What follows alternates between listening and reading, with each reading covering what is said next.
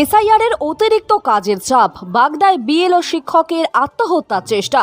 অতিরিক্ত কাজের চাপ এবং মানসিক দুশ্চিন্তা সহ্য করতে না পেরেই আত্মহত্যার চেষ্টা করেন বাগদার পাথুরিয়া প্রাইমারি স্কুলের শিক্ষক সরজিৎ হালদার। সোমবার সকালে স্কুলের একটি ঘর থেকে ঝুলন্ত অবস্থায় তাকে উদ্ধার করেন স্থানীয়রা। বর্তমানে তিনি বনগাঁ মহকুমা হাসপাতালে চিকিৎসাধীন।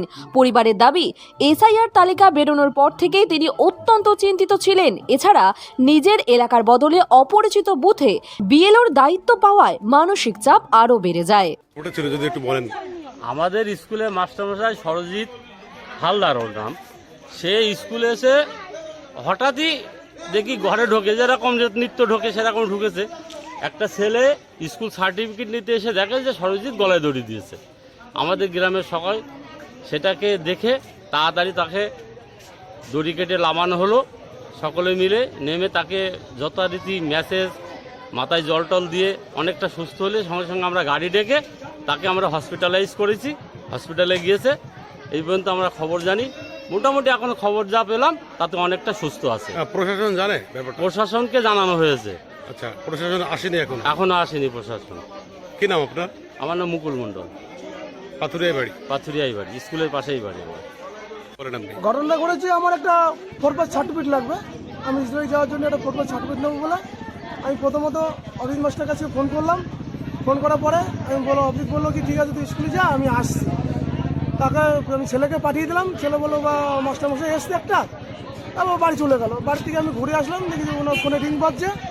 এসে আমি একটা দরজায় খুললাম, দরজা খুলে দেখি মাস্টারমশাই ঝুলে আছে। এতে আমি পাড়ার লোকের খবর দিলাম। পাড়ার লোকে এসে দড়িটা কেটে দিল, দিয়ে ওনাকে হাসপাতালে ভর্তি করা হলো।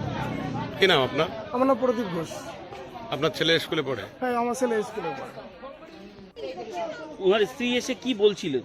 উনি বললেন নাকি ভোটের কি কাগজপত্রের জন্য নাকি তার যে চাপ করেছে তার জন্য নাকি উনি গলায় দড়ি দিয়েছে। কে গলা দড়ি কে দিয়েছে? ওই যে মাস্টার কে এসে বলছিল এরকম?